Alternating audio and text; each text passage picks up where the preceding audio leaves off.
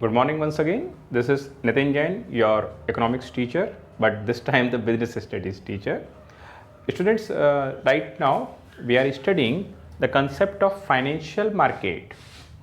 पुरानी वाली वीडियो में हमने ये टॉपिक थोड़ा सा पढ़ा था, दैट इज वित्तीय बाजार, एक ऐसा बाजार जहां से कि आप आपके बिजनेस की ज़रूरत के लिए रुपए पैसे फंड्स अरेंज कर सकेंगे। हमने पहले की क्लास में पढ़ा कि केवल पूंजी से कारोबार करना, केवल कैपिटल से कारोबार करना मूर्खता है। हमारा इंडियन टैक्सेशन सिस्टम इसको सपोर्ट नहीं करता और ना ही ये कोई एक अक्लमंदी की बात है। तो अक्लमंदी ये कहती है कि आपके पैसे थोड़े लेकिन आप बिजनेस करेंगे बड़ा। तो बड़ा बिजनेस करने के लिए जो एडिशनल पैसे चाहिए, जो अलग से पैसे चाहिए, वो कहाँ कहाँ से आएंगे। तो प्रीवियस वीडियो में हमने कवर किया कि फाइनेंशियल मार्केट दरअसल दो प्रकार का मार्केट है। एक प्रकार का मार्केट है कैपिटल मार्केट और एक है मनी मार्केट। तो कैपिटल मार्केट में से जो प्राइमरी मार्केट है, जो फर्स्ट हैंड की सिक्योरिटीज आपको प्रोवाइड कराएगा, ये कौन कौन से मार्केट्स हैं इसको हमने पढ़ा। और अब जो हम पढ़ने वाले हैं बड़ी पूंजी के रिसोर्स में से, दैट इज सेकेंडरी मार्केट। तो सेकेंडरी मार्केट इतना स्टॉक एक्सचेंज, शेयर बाजार, ये एक ऐसा बाजार है जहां पर कि जो स्टॉक्स हैं, स्कंद है, ये मार्केट में सेल होगा। तो यहां पर थोड़ा सा टेक्निकल वर्ड्स हैं, ध्यान से समझने पड़ेंगे जिससे कि आपको चीजें प्रॉपर समझ बैठें। सेकेंडरी मार्केट है, ये कंपनी की तरफ से शेयर्स या डिबेंचर्स किन्हीं और पर्सन्स को, किसी फर्स्ट पर्सन को पहले नंबर पर कंपनी ने इशू किए थे। मान लीजिए कि एक कंपनी, एक एग्जाम्पल के तौर पर कोई भी एक कंपनी एबीसी लिमिटेड, तो एबीसी लिमिटेड ने एक कोई शेयर इशू कर दिया सपोज मिस्टर अंकित को। तो मिस्टर अंकित अग्रवाल बहुत रेगुलर कस्टमर है और सारा कुछ बहुत ही बढ़िया सा सिस्टम चल रहा है और अंकित अग्रवाल ने कंपनी में अप्लाई किया और अंकित अग्रवाल को कंपनी ने शेयर दे दिया। अब कंपनी टाइम से अंकित अग्रवाल को उनके इन्वेस्टमेंट के अगेंस्ट, उनके शेयर इन्वेस्टमेंट के बदले से उनको लगातार उनको डिविडेंड, उनको लाभांश, लाभ का अंश, पार्ट ऑफ प्रॉफिट लगातार उनके घर पर कंपनी भेज रही है, उनके एड्रेस पे भेज रही है। अंकित भी खुश, पर्सन भी खुश, कंपनी भी खुश। अब एक बार अंकित को अपने पैसों की जरूरत पड़ गई, तो अंकित अब अपने शेयर्स में जो पैसे लगा के रखे हैं उनको वापस करना चाहते हैं, एक तरीके से डिसइन्वेस्टमेंट। जो कंपनी ने अंकित ने पहले किया था दैट वाज इन्वेस्टमेंट, और आज अंकित को अपने पैसे वापस चाहिए, डिसइन्वेस्टमेंट। तो अंकित अपने पैसे वापस निकालना चाहते हैं। तो इस कंडीशन में अगर ये शेयर इक्विटी शेयर है, समता अंश है, तो इस कंडीशन में कंपनी तो पैसे वापस करेगी नहीं। तो फिर अंकित को उनके पैसे वापस कैसे मिलेंगे? तो अंकित को एक तरीका ये बनेगा कि अंकित स्टॉक एक्सचेंज, स्कंद बाजार, अपने मार्केट जाएंगे और वहां से ये अपने शेयरों को वहां ले जाकर के बेच देंगे। तो अंकित के जो पैसे ऑलरेडी इन्वेस्ट थे, वो कोई नया बायर, नया खरीदने वाला ग्राहक, नया पर्सन, नया इन्वेस्टर वो पैसे अंकित को दे देगा। देखा जाए तो अंकित को तो उनके पैसे वापस मिल गए, लेकिन कंपनी के हैंड से इक्विटी शेयर की मनी वापस नहीं हुई, तो इक्विटी शेयर का रिडेम्पशन नहीं होता। तो यहाँ स्टॉक एक्सचेंज एक बाजार है और यहाँ से कैसे करके फाइनेंस अरेंज होता है या क्या मेथड्स चलते हैं, या स्टॉक एक्सचेंज का क्या रोल है हमारी इकोनॉमी में, ये चीज़ को अभी हमें समझना है। इसके पहले का जो मार्केट था प्राइमरी मार्केट, इसके IPO, E IPO, private placement, offer for sale, ये हमने पहले कवर करके रखे थे। तो स्टॉक एक्सचेंज एक बहुत बहुत बड़ा व्यापार है, बड़ा बाजार है। बहुत बड़े बाजार में जो ट्रेडर्स हैं, मार्केटियर्स हैं, ये मार्केट में आते हैं और ये मार्केट में आके अपने शेयर डिबेंचर्स को मार्केट में सेल आउट करने की प्रैक्टिस करते हैं। स्टॉक एक्सचेंज आज तक की डेट में इंडिया में टोटल 29 स्टॉक एक्सचेंज एक के बाद एक बनाए गए, अलग अलग जगहों पर बनाए गए, एक शहर में ज़्यादा भी बना दिए गए, कई जगह पर एक ही भी है। तो टोटल 29 स्टॉक एक्सचेंज भारत में बने। लेकिन भारत का दुर्भाग्य कि इनमें से केवल और केवल 3 स्टॉक एक्सचेंज वर्किंग और रनिंग में हैं। बाकी 26 बिल्डिंग्स लॉकआउट हैं, इनमें ट्रेडिंग नहीं हो रही। तो ये 3 स्टॉक एक्सचेंज जो आज भारत में एक्टिव हैं, ये है BSE Bombay stock exchange, BSE। दूसरा है इनके यहाँ पर NSE नेशनल स्टॉक एक्सचेंज, और तीसरे नंबर का जो स्टॉक एक्सचेंज है ये है MCX SX। तो ये MCX SX इनका एक यूनिट है MCX। तो ये MCX stock exchange multiple commodities का ये ट्रांजैक्शन करते हैं। तीनों ही स्टॉक एक्सचेंज भारत के अंदर में मुंबई में है, महाराष्ट्र मुंबई में तीनों ही एक्टिव हैं। बॉम्बे स्टॉक एक्सचेंज बॉम्बे में है, महाराष्ट्र में है, और नेशनल स्टॉक एक्सचेंज ये भी महाराष्ट्र में है, मुंबई में, और MCX भी वर्किंग मुंबई में। लेकिन इनकी जो यूनिट्स हैं, बिजनेस पूरे ऑल ओवर इंडिया में फैला हुआ है, बिजनेस कर रहे हैं। लेकिन इनके जो ऑफिसेस हैं, जो इनका यूनिट है, जो इनका एस्टेब्लिशमेंट है, वो बॉम्बे स्टॉक एक्सचेंज तीनों का मुंबई में। बॉम्बे स्टॉक एक्सचेंज जो डील करता है और उसकी जो यूनिट्स डिस्प्ले होती हैं, ये यूनिट है सेंसेक्स। तो ये जो भी कुछ वर्किंग करते हैं वो सेंसेक्स बेसिस पे करते हैं, और इस सेंसेक्स से इनका मार्केट में यूनिट्स डिस्प्ले होता है कि कितना यूनिट इनने बिजनेस किया। अभी इसको आगे डिटेल क्लियर हो जाएगा। इनका जो डिटेल्स है यहाँ पर आएगा इकोनॉमिक बैरोमीटर, वहाँ ये चीज़ समझ आ जाएगी। नेक्स्ट है नेशनल स्टॉक एक्सचेंज। तो इनका जो यूनिट है दैट इज निफ्टी, और जो MCX है इसका यूनिट MCX SX ही है। इनका जो यूनिट है दिस इज MCX SX। इनका नाम भी वही है, इनकी यूनिट भी वही है। बॉम्बे स्टॉक एक्सचेंज सपोज एक दिन के अंदर में सपोज 500 ऐसी कंपनीज के शेयर को खरीदा या बेचा है, इन्होंने डील किया है 500, जिसमें कंपनियों के दाम, शेयरों के प्राइस बढ़े हैं, राइज किए हैं। Suppose these are 500। आज जो स्टॉक एक्सचेंज का बिजनेस हुआ, सपोज इसमें 500 ऐसी कंपनियां रहीं जिनके प्राइसेस, शेयरों के प्राइस कल के कंपैरिजन बढ़े हैं, राइज किए हैं। ठीक ऐसे ही आज स्टॉक एक्सचेंज के अंदर में 500 ऐसी भी कंपनियां रहीं जिनके शेयरों के दाम गिरे, शेयरों के प्राइस कम हो गए। तो बॉम्बे स्टॉक एक्सचेंज क्या करेगा कि वो सेंसेक्स कंफर्म करेगा कि क्या रहा, क्या अप और क्या डाउन रहे। तो ये क्या करेंगे कि ऑन बिहाफ ऑफ 30 ये 30 यूनिट कंसीडर करेंगे। ऐसी 30 कंपनी लेंगे जिनके प्राइस बड़े हैं, जो सबसे ज़्यादा जिनके प्राइस बड़े हैं 30 वाली, उनके प्राइस कंसीडर कर लेंगे। ऐसी 30 कंपनी टॉप से लिस्ट बनाएंगे जिनके प्राइस सबसे ज़्यादा रेट से बढ़े, और ऐसी 30 कंपनियों के रेट बनाएंगे जिनके प्राइस सबसे ज़्यादा गिरे, लेस में भी गए। तो टॉप बढ़ने में हाईएस्ट और गिरने में भी हाईएस्ट, दोनों के एवरेज निकाला जाएगा, और उस एवरेज के बिहाफ पे बताया जाएगा कि आज हमारी इकोनॉमी के अंदर में सेंसेक्स जो था वो 25 पॉइंट बढ़ गया या फिर 10 पॉइंट्स गिर गया। तो जो भी पोजीशन रही, तो जो ओवरऑल इकोनॉमी मेंबर्स हैं उनको ये दिमाग में क्लियर होगा कि आखिरकार आज इकोनॉमी के अंदर क्या रहा, आज मार्केट बढ़ा या आज मार्केट कम हुआ। इसकी ओवरऑल रिपोर्ट ये स्टॉक एक्सचेंजेस देते हैं। हमारे पूरे एशिया में तो सबसे बड़ा स्टॉक एक्सचेंज है दिस इज नास्डैक। तो ये इंडियन नहीं है, ये एशिया का सबसे बड़ा स्टॉक एक्सचेंज है, दैट इज नास्डैक। तो नास्डैक जो है ये जापान में है, और ये पूरे एशिया की इकोनॉमी को रिफ्लेक्ट करता है कि नास्डैक में शेयर का दाम बढ़ा या घटा या क्या हुआ।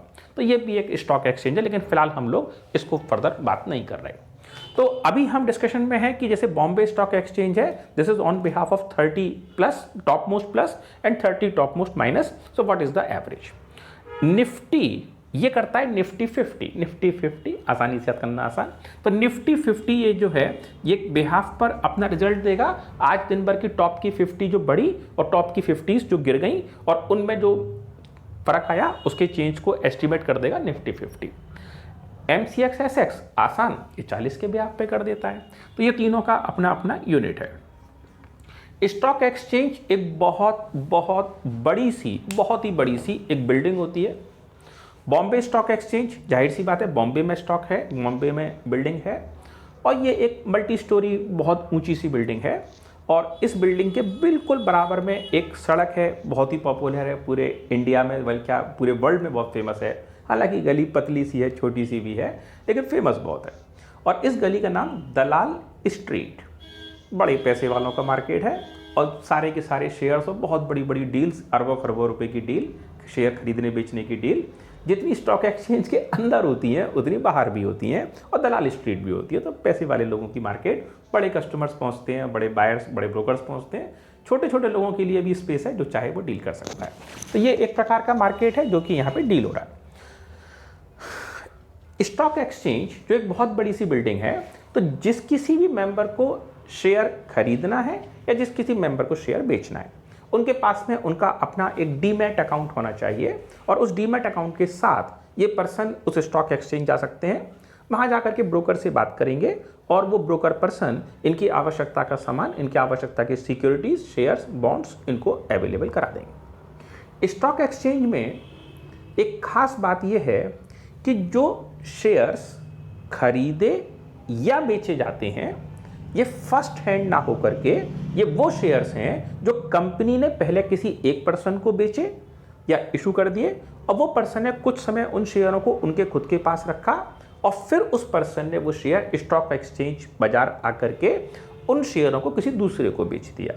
दूसरे वाले पर्सन की जब तक मर्जी करी उन्होंने अपने पास रखा और वो शेयर को किसी तीसरे वाले को बेच दिया। जो पर्सन कंपनी में जितने समय चाहे अपने पास अपने पैसे कंपनी को रख करके और उन शेयरों को होल्ड कर सकता है। कंपनी एक साल में 2 बार में डिविडेंड्स ऑफर करती हैं 6-6 महीने के गैप पर। तो date of distribution of dividend, लाभांश वितरण करने की डेट, पार्ट ऑफ प्रॉफिट। एक छोटी सी बात बीच में सीखेंगे। ये वाला एक बिजनेस है, छोटा बिजनेस है। अब बिजनेस छोटा है तो फिर प्रॉफिट भी छोटा होगा। तो ये सोल प्रोप्राइटरी बिजनेस था और ये बिजनेस में मुनाफा हुआ, प्रॉफिट हुआ इतना, तो बिजनेस छोटा तो प्रॉफिट की अमाउंट भी छोटी।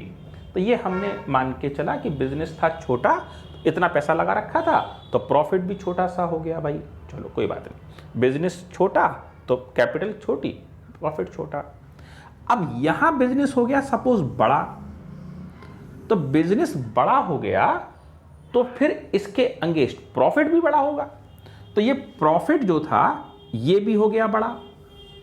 अब बिजनेस छोटा था तो कैपिटल किसी एक ने लगा ली क्योंकि छोटी कैपिटल चाहिए थी।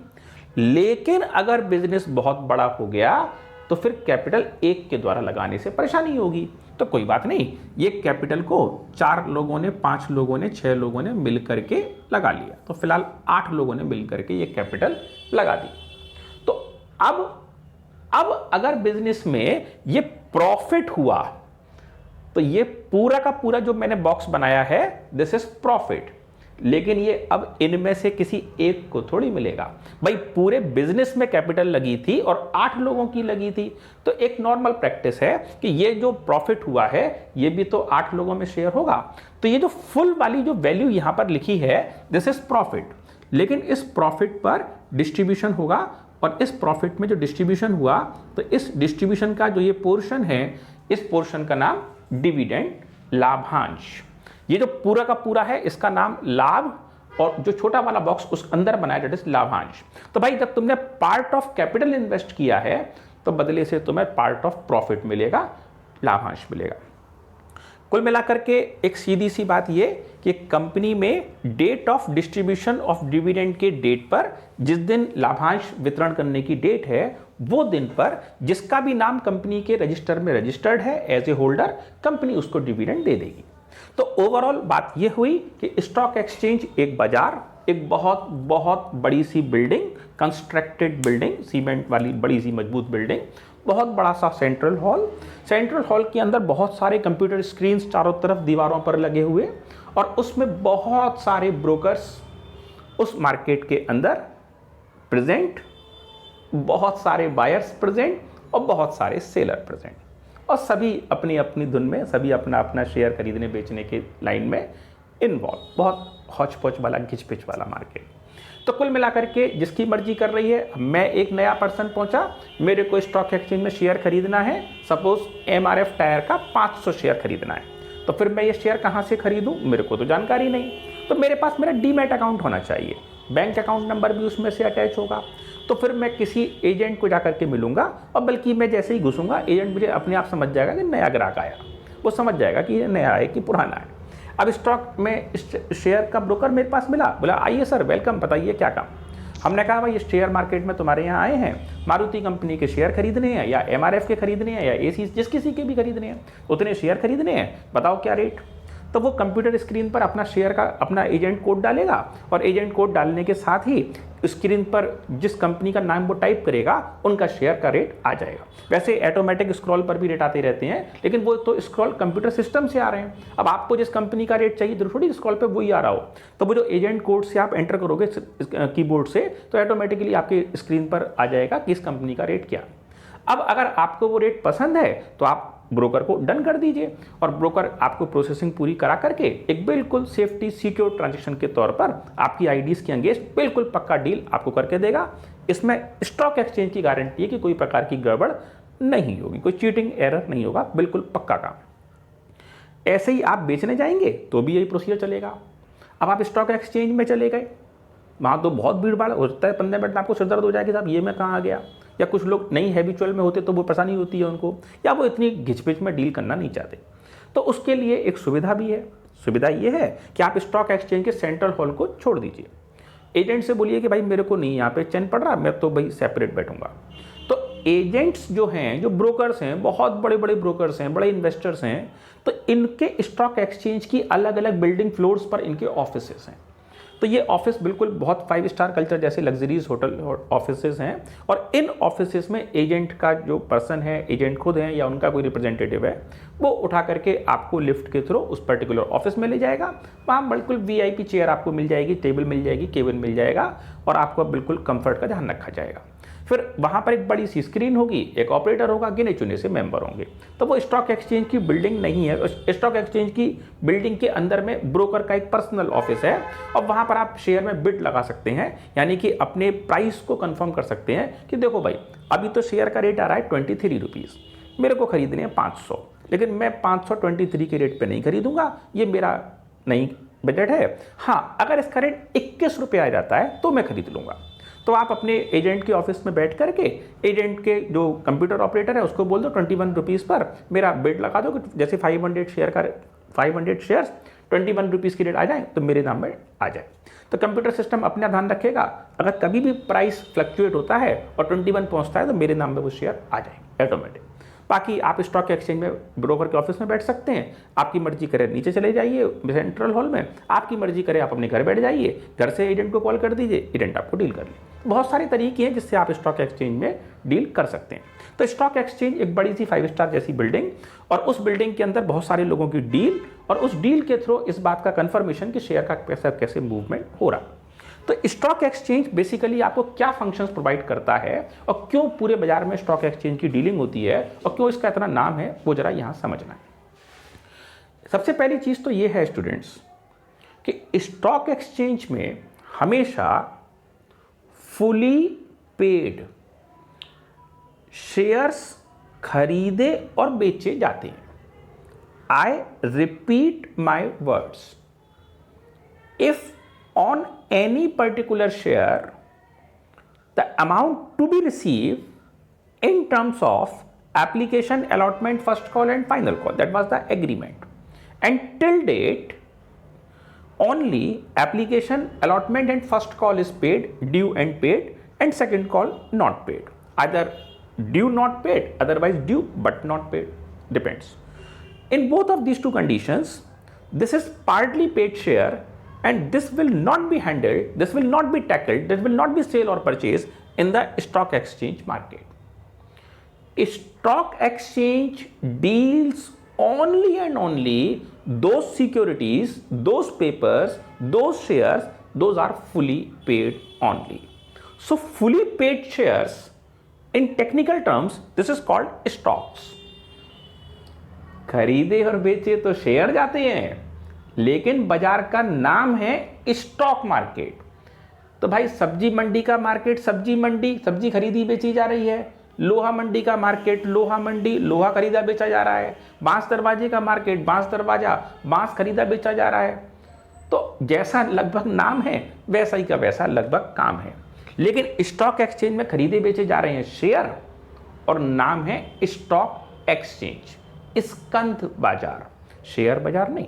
तो यहां जो स्टॉक एक्सचेंज है इसको शेयर बाजार कह देते हैं, but originally this is stock exchange, correct name is स्कंध बाजार। अब यहां क्या हुआ कि यहां जो शेयर खरीदे बेचे जाएंगे ये फुली पेड वाली कैटेगरी के होंगे, पार्टली पेड नहीं होंगे। स्टॉक एक्सचेंज के अंदर कई सारी फंक्शनिंग है जो पब्लिक को कन्वीनियंट करती है, आसान बनाती है, गवर्नमेंट को भी हेल्प करती है, और जो वहां के डीलर्स हैं उनको भी फायदा करती है। तो स्टॉक एक्सचेंज क्या क्या फंक्शन परफॉर्म करता है, क्या क्या काम परफॉर्म करता है, इस पर ये चीज डिपेंड करती है।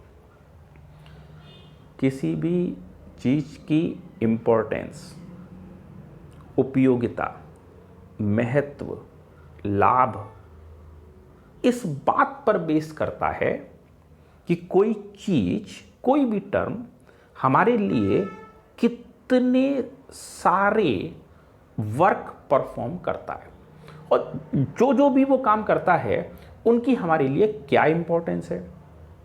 अगर कोई चीज हमारे लिए बहुत सारे काम परफॉर्म करती है और उन कामों की इंपॉर्टेंस भी हमारे लिए बहुत सारी है, तो अगर कोई एक चीज है जो हमारे लिए बहुत सारे काम परफॉर्म करती है तो वो चीज हमारे लिए वाइटल हो जाएगी, जरूरी हो जाएगी, वास्ट हो जाएगी, कंपलसरी हो जाएगी, बहुत बहुत ज़्यादा जरूरी बन जाएगी। आज की डेट में अगर हम बात करें तो ये तरीके का पेन है। तो अब ये पेन है तो ये लिखने का काम करता है नॉर्मली, ज़रूरत पड़ने पर कभी थोड़ा बहुत खुजा भी लेते हैं तो ये भी चल जाता है। कभी कभी बुक में से बुक मार्क के तरीके से बीच में भी लगा देते हैं कि चलो हमारी बुक यहाँ चल रही थी, ये भी चल जाता है। तो ये 2-3 छोटे छोटे फंक्शन हैं जो हमारे लिए पेन परफॉर्म करता है। ठीक है, डन। हमारे पास टॉर्च है तो वो हमको ज़रूरत के प्लेस पर रोशनी दिखा देती है, उसमें बैटरी भी इंसर्ट करनी पड़ती है, फिर वो टाइम से ख़राब नहीं यूज़ करो तो ख़राब भी हो जाती है। कैमरा है तो ये हमारे लिए फ़ोटो क्लिक का फंक्शन परफॉर्म कर देता है। तो ये जो ऑपरेटर्स हैं ये हमारे लिए 1, 2 या 3 या बहुत से बहुत 4 तरीके के काम परफॉर्म कर देती है। हमारे यहाँ पर ये डस्टर है, ये बोर्ड इरेज करने का काम करता है, एक ही काम करता है। कभी बार स्टूडेंट कॉपी बना के नहीं लाते, डराने के लिए ये भी यूज़ कर लेते हैं। तो ये कुल मिलाकर के ये एक फंक्शन है जो कि इन चीज़ों की उपयोगिता है। लेकिन अगर हम बात करें मोबाइल, तो ये तो हमारे लिए बहुत ज़रूरी। अब ये ज़रूरी क्यों हो गया?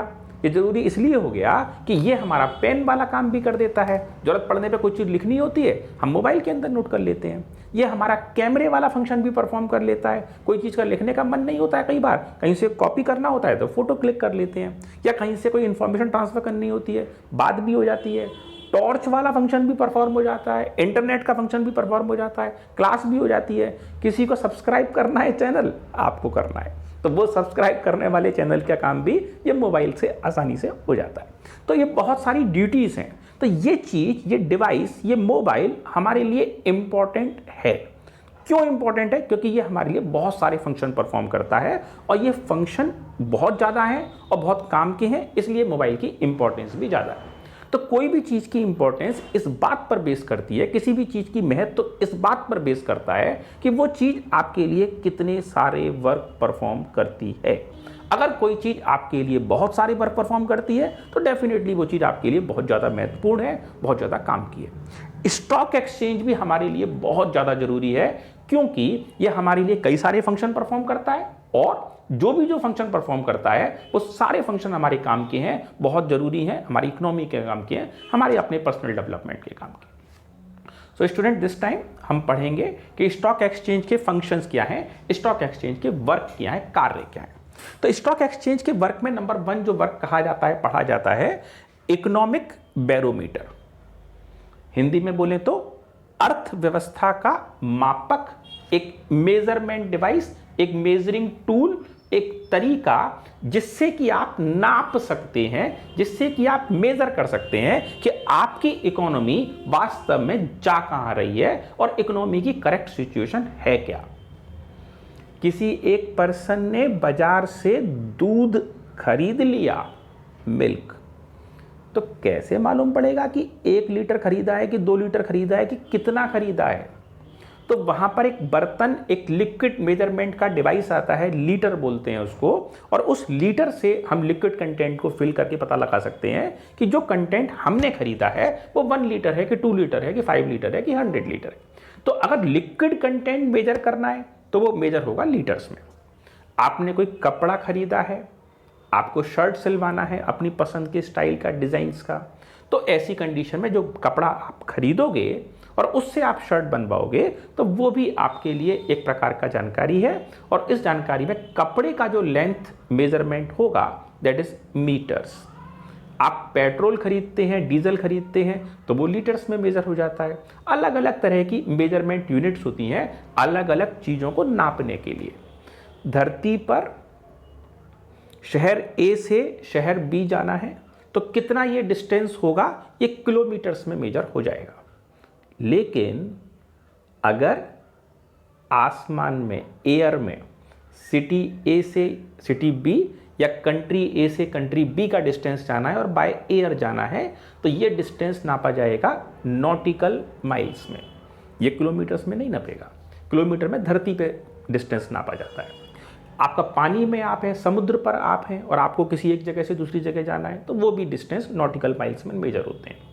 मेरा कहने का इतनी सारी बात का पर्पज़ ये है कि अलग अलग चीज़ों को नापने के लिए, तौलने के लिए, पता लगाने के लिए क्वांटिटी कितना है, वेट कितना है, मेजरमेंट कितना है, उसके लिए उसका एक मेजरिंग डिवाइस होता है, एक नाप तौल करने का तरीका होता है।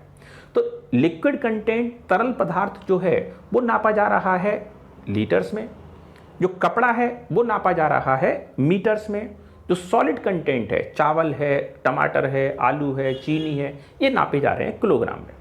तो आज हमारी इकोनॉमी ने कितनी प्रोग्रेस की है या कितना डाउन में हम चले गए, आज हमारी इकोनॉमी की कंडीशन क्या है, इसको नापने का काम हमारे लिए परफॉर्म करके देता है stock exchange. And technically this why we say economic barometer, अर्थव्यवस्था का मापक। तो स्टॉक एक्सचेंज एक बहुत बड़ी फैसिलिटी आपको देता है कि ये पूरे दिन भर का बिजनेस का निचोड़ निकाल के आपको बताता है कि आज इकोनॉमी के अंदर, इंडियन इकोनॉमी के अंदर, जापानीज इकोनॉमी के अंदर, रशियन इकोनॉमी के अंदर, एशियन इकोनॉमी के अंदर, चाइनीज इकोनॉमी के अंदर हुआ क्या, आज का मार्केट बढ़ा या आज का मार्केट गिरा। इस पर बहुत सारी चीज़ें मार्केट फोर्सेस वर्क करते हैं। आपने पढ़ रखा है aggregate demand, aggregate supply, equilibrium, तो ये अफेक्ट कर देगा, फॉरेन एक्सचेंज रेट अफेक्ट कर देगा। तो यहाँ पर मैं इकोनॉमिक बैरोमीटर है, ये एक प्रकार का मेजरिंग सिस्टम है और ये बहुत बहुत बड़ी व्यवस्था, जो बड़े व्यापारी हैं, सोने चांदी के व्यापारी हैं, कंप्यूटर के पार्ट्स के व्यापारी हैं और ये जो कंप्यूटर के सॉफ्टवेयर्स वगैरह सेल करते हैं, इनके बिजनेसेस बहुत हद तक इकोनॉमिक बैरोमीटर से आने वाले रिजल्ट्स पर बेस करते हैं और डेली बेसिस पे इनके प्राइस फ्लक्चुएट होते रहते हैं, ये इसी के बिहाफ पर होते हैं। तो इकोनॉमी हमारी कहाँ जा रही है उसको बिल्कुल पक्की तौर पर मेजर करने का काम इकोनॉमिक बैरोमीटर, अर्थव्यवस्था का मापक, ये स्टॉक एक्सचेंज परफॉर्म करके हमें देता है। First function. Second, safety of transaction. किसी एक पर्सन ने सेफ्टी ऑफ ट्रांजैक्शन, सुरक्षित लेन देन, कोई एक पर्सन ने एक कंपनी के शेयर खरीदे और उस पर्सन को शेयर खरीदने के समय अपने मन में ये बिल्कुल पक्का कॉन्फिडेंस था कि मेरे पास जो शेयर्स हैं वो बिल्कुल सही हैं और इसमें कहीं कोई प्रकार का गड़बड़ नहीं है। अगर शेयर खरीदने वाला पर्सन को जानकारी ही नहीं है और उसको गलत नोट मिल जाए या गलत शेयर मिल जाए, गलत सर्टिफिकेट मिल जाए, तो उसको क्या पता है कि शेयर सही कौन सा है, गलत कौन सा है। अब वो शेयर खरीदने बेचने चला गया स्टॉक एक्सचेंज, तो वहाँ जो भी कुछ शेयर खरीदे या बेचे जा रहे हैं तो ये डीमैट अकाउंट के थ्रू आज की डेट में खरीदे जा रहे हैं। तो आप कोई डुप्लीकेट शेयर सर्टिफिकेट या फ्रॉड या एरर वहाँ नहीं कर पाएंगे। वहाँ ट्रांजैक्शन होने से पहले आपका डीमैट अकाउंट, आपकी अकाउंट आईडी, आपका बैंक अकाउंट नंबर, आपके बारे में हर एक चीज़ कंफर्म होगी, सेफ्टी होगी, जिससे आप किसी के संग में चीटिंग ना कराएं गलती से या जानबूझ करके, और दूसरा कोई पर्सन आपके साथ कोई प्रकार की चीटिंग ना कर दे। ये बात बिल्कुल 500% तय है कि स्टॉक एक्सचेंज में होने वाली डील में ट्रांजैक्शन सेफ होगा। कोई प्रकार का गड़बड़ नहीं होगा। आपका जो कमिटमेंट है, आपका जो पड़ोसी है, उससे आप कोई डील कर लें, अपने किसी फ्रेंड से कोई डील कर लें और कल को वो कहने लगे नहीं साहब मेरी आपकी ये वाली बात तो नहीं हुई थी, बल्कि मेरी बात तो आपकी बात ऐसे नहीं ऐसे हुई थी, तो ये तो फिर फर्क पड़ जाएगा, आप कंफ्यूजन में आ जाएंगे। स्टॉक एक्सचेंज में सब कुछ पक्का काम है, कंप्यूटर का लिखा पढ़ी है, आपका डिजिटल सिग्नेचर है, आपका डीमैट अकाउंट है, कहीं कोई फ्रॉड नहीं है। तो जो भी कोई पर्सन डील कर रहा है वो बिल्कुल पक्के में है कि फ्रॉड नहीं होगा, एरर नहीं होगा, चीटिंग नहीं होगा। ट्रांजेक्शन में सेफ्टी, सुरक्षित लेन देन, फायदे की बात, हर एक व्यक्ति ट्रस्ट करेगा। नेक्स्ट है प्राइसिंग ऑफ सिक्योरिटीज। कोई शेयर मार्केट में कितने रुपए कीमत का बेचा जाना चाहिए? हर कंपनी चाहेगी कि मेरे शेयर का रेट बढ़ा हुआ हो, हाई प्राइस हो, तो भैया डिपेंड ये भी तो करेगा ना कि आपके शेयर की मार्केट में डिमांड कितनी आ रही है। तो मार्केट में कितनी डिमांड आ रही है, आपके शेयर की सप्लाई की क्या कंडीशन है, आपकी फ्यूचर पॉलिसीज क्या हैं, आपका बिजनेस कितना जोरदार चल रहा है, आपकी कंडीशंस क्या हैं, आपके इंटरनेशनल कॉन्टैक्ट्स क्या हैं, आपके बिजनेस के पास कितने फॉरेन ऑर्डर्स आ रहे हैं, कितने डोमेस्टिक ऑर्डर्स आ रहे हैं, क्या आप उन ऑर्डर्स को सप्लाई कर रहे हैं, क्या आपके बिजनेस के जो कस्टमर्स हैं वो आपके प्रोडक्ट से सेटिस्फाइड हैं। बहुत सारी चीज़ों को मेजर करके और ख़ास तौर पर आपके शेयर की मार्केट में डिमांड के आधार पर ये स्टॉक एक्सचेंज के कंप्यूटर सिस्टम्स ऑटोमेटिकली आपके शेयर की प्राइसिंग कंफर्म करके देते रहते हैं और हर समय स्क्रॉल पर वो शेयर के रेट रन चलते रहते हैं। तो आपके लिए बड़ा फायदा है कि आपको पता रहता है कि आपकी कंपनी है, लेकिन आपकी कंपनी के मार्केट का आज शेयर का प्राइस बाजार में क्या चल रहा है और कितनी डिमांड कितनी सप्लाई आ रही है, वो जानकारी आपको खुद भी स्टॉक एक्सचेंज के थ्रू मिल जाती है। बहुत बड़ी हेल्प।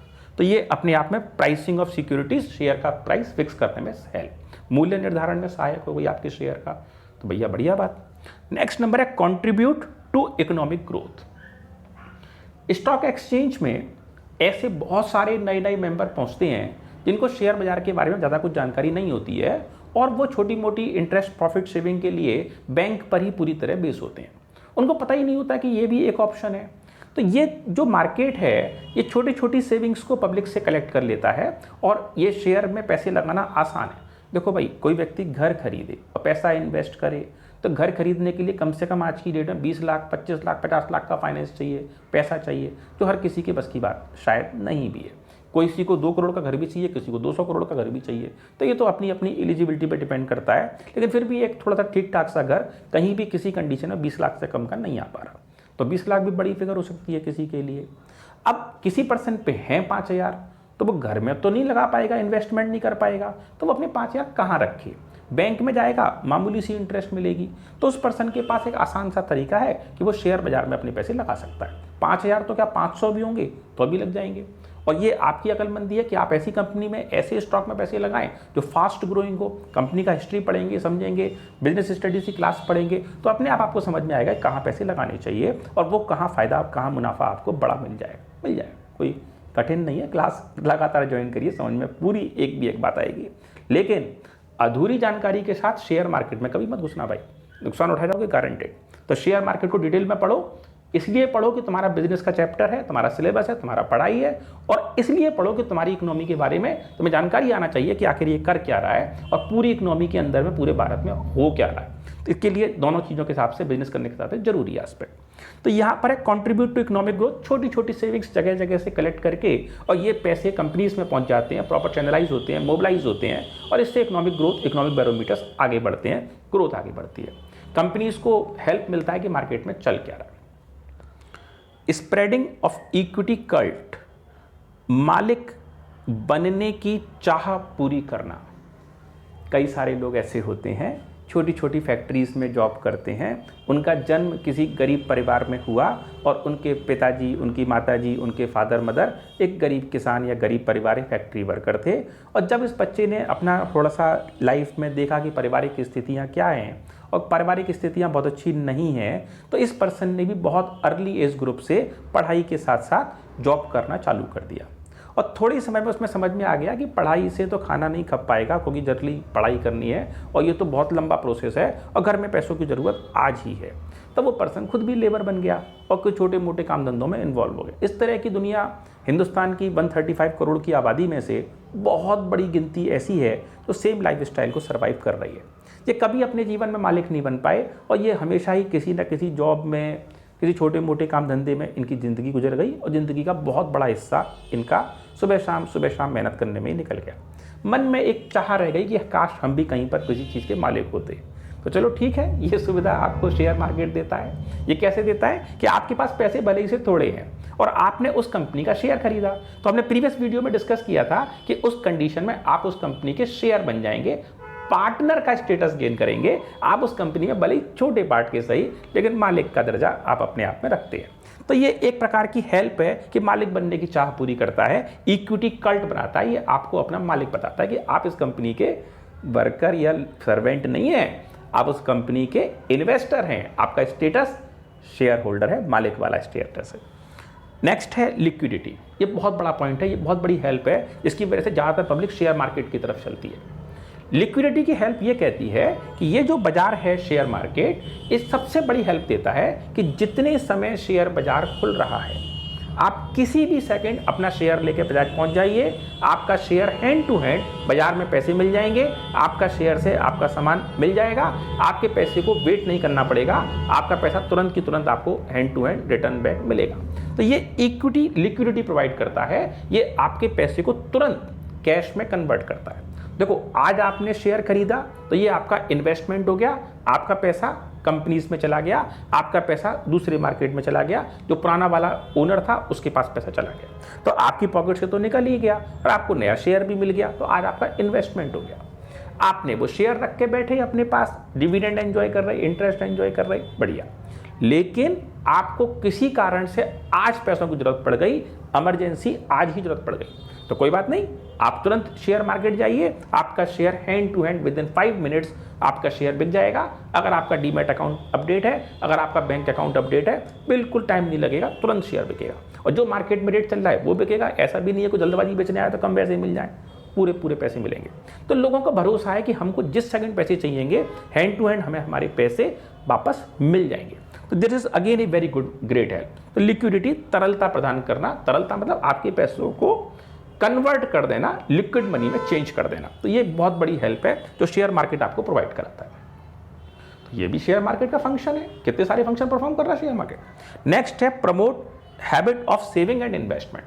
शेयर बाजार का ये भी एक बड़ा भारी हेल्प है कि छोटी छोटी सेविंग्स को इकट्ठा करके, कम गिनती में शेयर परचेज करके और उससे बड़ा मुनाफा जनरेट करके लोगों के लिए एक बड़ा इन्वेस्टमेंट करने का, एक बड़ा मालिक बनने का, बड़ी फैसिलिटी प्रोवाइड कराने का एक सॉलिड मार्केट प्रोवाइड करता है। जो लोग सिंसियर एफर्ट्स में वर्क करते हैं, लगातार इन्वेस्ट करते हैं, SIPs में इन्वेस्ट करते हैं, शेयर्स में इन्वेस्ट करते हैं, म्यूचुअल फंड्स में इन्वेस्ट करते हैं, हम लोग आगे के टॉपिक्स में क्लासेस में इसको भी कवर करेंगे, तो उन लोगों को इस शेयर मार्केट की वजह से बड़ा मुनाफा होता है। लेकिन मैं एक बार फिर से ये वाली बात जरूर कहूँगा कि शेयर मार्केट का एक बिजनेस एक बड़ा बिजनेस है और इसमें छोटी सेविंग या बड़ी सेविंग या छोटा अमाउंट या बड़ा इन्वेस्टमेंट, सारे इन्वेस्टमेंट कामयाब हैं। आप शेयर इन्वेस्ट कर सकते हैं, पैसा इन्वेस्ट कर सकते हैं, बेनिफिट उठा सकते हैं, लेकिन आप किसी दूसरे पर्सन की एडवाइस पर शेयर मार्केट में पैसा इन्वेस्ट ना करें। आपको खुद को समझ है शेयर बाजार की तो आप इस मार्केट में घुसें, और आपको लगता है कि समझ नहीं है तो इस मार्केट से दूर रहें। हालांकि मार्केट में म्यूचुअल फंड्स ये एक ऐसी सर्विस, एक ऐसी हेल्प है जो वाकई में पब्लिक की इस परेशानी को भी सॉल्व कर देती है। म्यूचुअल फंड्स बड़े बड़े ग्रुप्स हैं, बड़ी बड़ी हेल्प हैं, और ये फाइनेंशियली फिट और फाइनेंशियली लिटरेट पर्सन्स हैं, और नहीं भी हैं तो इन्होंने वर्ल्ड के दूसरे बड़े बड़े फाइनेंशियल एनालिस्ट इन्होंने अरेंज करके रखे हैं। और ये कंपनीज, म्यूचुअल फंड ऑर्गेनाइजर्स आपके पैसों को इन बड़े एक्सपर्ट्स की हेल्प पर और ऑल ओवर इंडिया से आए हुए बहुत सारे पैसों को आपके बिहाफ पर, आपकी रिस्क पर शेयर मार्केट में इन्वेस्ट करते हैं। म्यूचुअल फंड का जो भी कोई इन्वेस्टमेंट है तो पैसा आपका है, और आप जैसे इंडिया के या बाहर के लाखों करोड़ों लोगों का पैसा है, और एडवाइस और अकलमंदी और दिमाग चल रहा है म्यूचुअल फंड ऑर्गेनाइजर का, और वो एक पढ़ा लिखा लिटरेट पर्सन का पूरा टीम है। वहाँ 20, 22, 25 फाइनेंशियल एनालिस्ट हैं, और वो स्टॉक एक्सचेंज को बहुत अच्छे से समझते हैं, और वो एक्सपर्ट्स हैं इस डील के, और वो जानते हैं कि कौन सी कंपनी का शेयर कब खरीदना है और कब उसमें से बाहर आ जाना है, और कौन सी समय कौन सी कंपनी बड़ा मुनाफा दे रही है। और उस मुनाफे में से, बड़े प्रॉफिट में से म्यूचुअल फंड ऑर्गेनाइजर्स आपके बिहाफ पर आपका पैसा शेयर मार्केट में लगाएंगे, उसमें से प्रॉफिट उठाएंगे, प्रॉफिट में से अपने खर्चे काट लेंगे, और जो बचा हुआ प्रॉफिट होगा वो आप लोगों में डिस्ट्रीब्यूट कर देंगे। तो म्यूचुअल फंड भी एक अच्छा हेल्प है, लेकिन अगर आपको शेयर मार्केट की जरा मरा हेल्प है, थोड़ी सी जानकारी है, तो आप शेयर मार्केट में ना कूदें। So thanks students for watching this video. Please use and subscribe this, share this. It's a vital information. Each and every person having any of the stream, science, commerce and arts, does not matter, and the person should literate with the stock market. In the next classes we will go ahead further and we will learn more. So thanks students for joining this class, and we will do next things in the next classes. Thank you students. Please subscribe this channel.